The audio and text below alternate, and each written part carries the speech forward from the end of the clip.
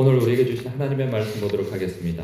레위기 17장 1절로 9절 말씀입니다. 생명의 샘가 4월 10일 월요일 말씀 희생제사에 관한 규례 함께 읽겠습니다.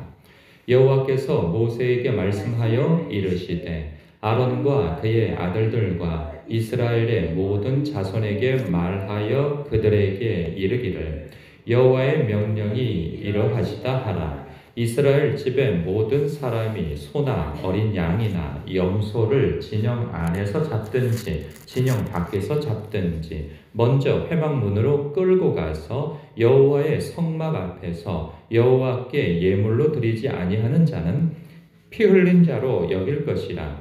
그가 피를 흘렸은즉 자기 백성 중에서 끊어지리라. 그런즉 이스라엘 자손이 들에서 잡던 그들의 재물을 회막문 여호와께로 끌고 가서 제사장에게 주어 화목제로 여호와께 드려야 할 것이요. 제사장은 그 피를 회막문 여호와의 제단에 뿌리고 그 기름을 불살라 여호와께 향기로운 냄새가 되게 할 것이라. 그들은 전에 음란하게 섬기던 순념소에게 다시 제사하지 말 것이니라. 이는 그들이 대대로 지킬 영원한 규례니라. 너는 또 그들에게 이르라. 이스라엘 집 사람이나 혹은 그들 중에 거류하는 거류민이 번제나 제물을 드리되 회막문으로 가져다가 여호와께 드리지 아니하면 그는 백성 중에서 끊어지리라. 아멘.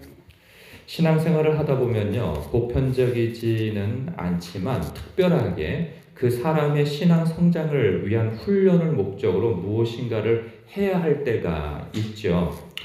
출애굽 광야의 그 여정 중에 있었던 이스라엘 백성들이 그렇습니다. 그들은요 400년간 이 애굽의 우상 섬기는 그 문화권에서 살다가 지금 하나님의 백성으로 인도함을 받아 광야로 쏟아져 나온 거죠. 그들이 가나안 땅에 이르기에 앞서서 회막 생활을 하나님 그러니까 그 진이 있죠. 뭐 동서남북으로 12지파가 분산되어져서 중앙에 회막을 중심으로 진을 이루면서 그들이 생활을 하고 있습니다. 이거는 계속 이렇게 되어질 것은 아니죠. 가나안 땅에 들어가면 이제 각 성으로 흩어질 것이고 예루살렘의 그 성막이 세워진 것이 앞으로 가서는 이제 성전이 세워지게 되어지는 것이죠. 그런데 그 이전에 광야 생활을 하는 동안에 하나님께서 그들을 특별하게 한시적으로 훈련을 목적으로 오늘 말씀을 읽은 이 내용을 그들에게 요구하시는 듯 보입니다. 왜 그러냐 하면 이 7절의 문제 때문에 그런 것으로 보여요. 오늘 본문 말씀 속에서 보면 이 내용이 무엇이냐면 7절 보면 그들은 전에 음란하게 섬기던 순념소에게 다시 제사하지 말 것이니라. 이는 그들이 대대로 지킬 영원한 규례니라. 그러니까 이 순념소를 애굽에 있었을 때 보편적인 그 우상 문화 속에서 행해지던 그런 우상 숭배였던 것 같아요. 그러니까 이 염소와 관련되어져서는 그 풍요의 신, 번영의 신 이런 것으로 보입니다.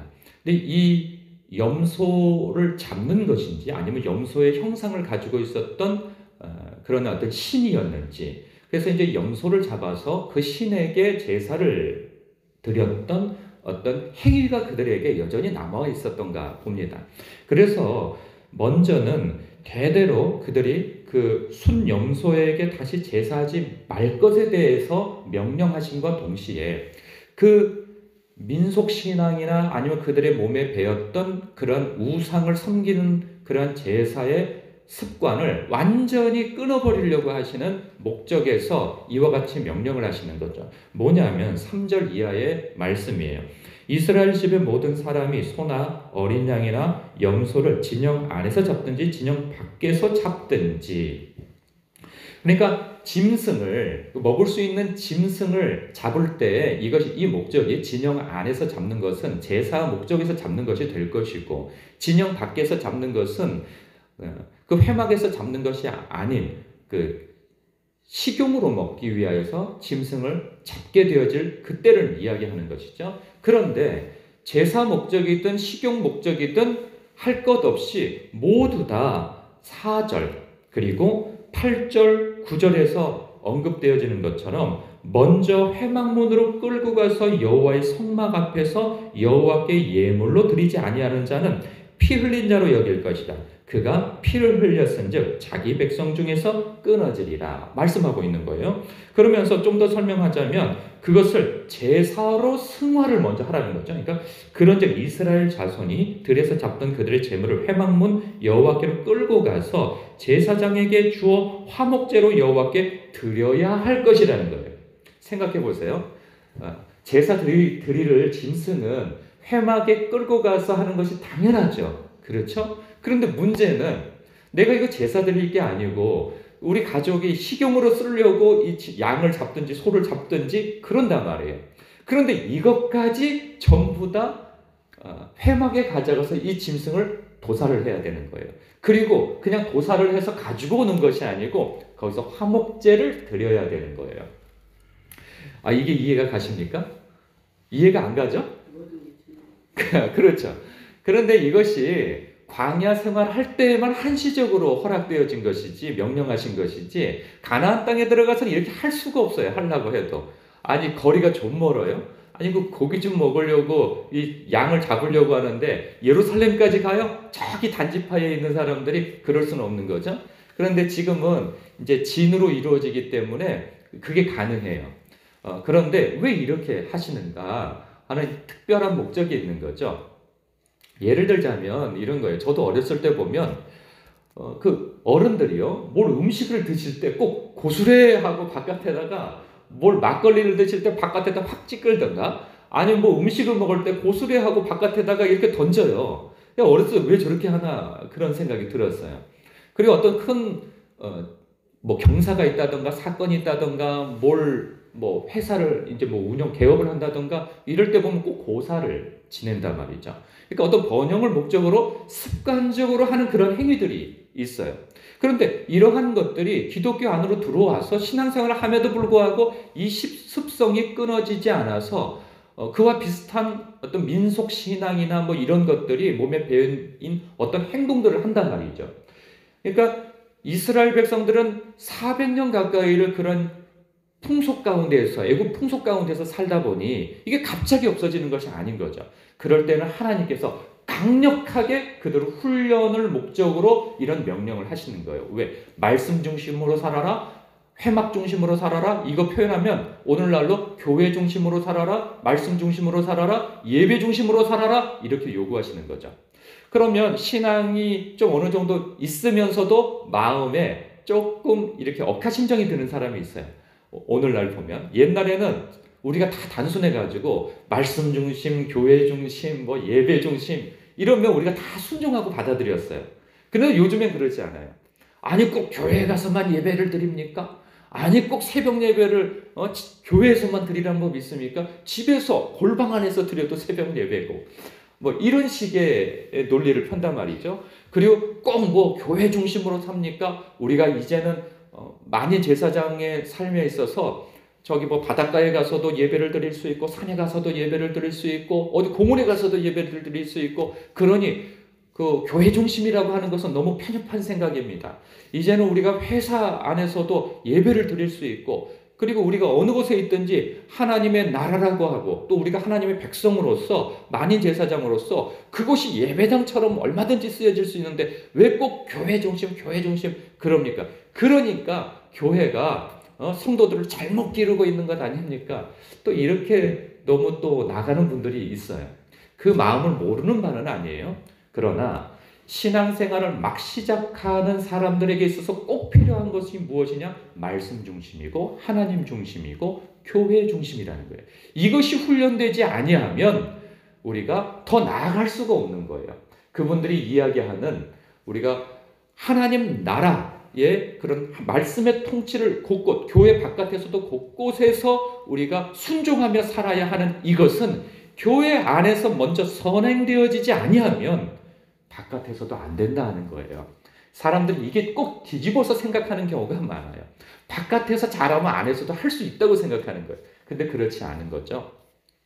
먼저 교회 안에서 우리가 서로 사랑하는 법을 배워가고 하나님을 경외하는 법을 배워가며 그리고 말씀 중심과 그리고 이 교회 중심 속에서 내 신앙을 갖고 가는 이 훈련이 선행되어져야 바깥에서 잘 되어져나는 거예요. 그런 의미에서 하나님께서도 가나안 땅에 입성하기 이전에 그들에게 박혀있는 뿌리 깊은 습성, 이 우상 숭배하고 인본주의적인 그러한 습성 속에서 하나님을 우선시 여기지 못하는 이러한 습성을 이 광야 땅에서 그들을 훈련시키기 위해서 이런 명령을 주신다는 사실이에요. 그래서 신명기서에서 보면 이제 너희들이 가나안 땅으로 들어가거든 이제 광야 땅에서 했던 것처럼 하지 말고 이제 너희들이 먹고 싶은 것은 집에서 그 성에서 잡아라 이렇게 말씀하신단 말이죠.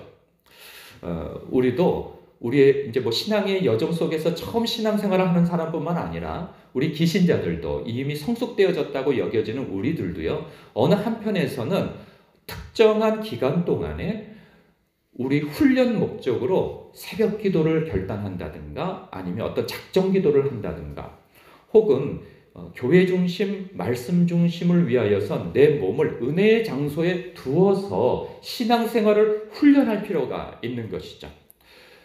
오히려 신앙이 성숙하다고 하는 분들에게 있어서 잘 나타나는 것이 이렇게 교회 중심적으로 행동하기보다는 교회 바깥에서 자기 중심적으로 행동하는 경우가 굉장히 많습니다. 나는 성숙하니까 난 이렇게 해도 내 신앙은 문제 없어.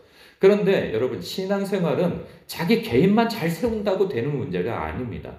교회 공동체가 건강하게 세워져야 하는데 먼저 된 사람이 교회 중심적으로 하나님 중심적으로 말씀 중심적으로 신앙생활을 해나가지 않으면 뒤따라오는 사람이 볼 때 무엇을 보고 배울 수 있겠습니까?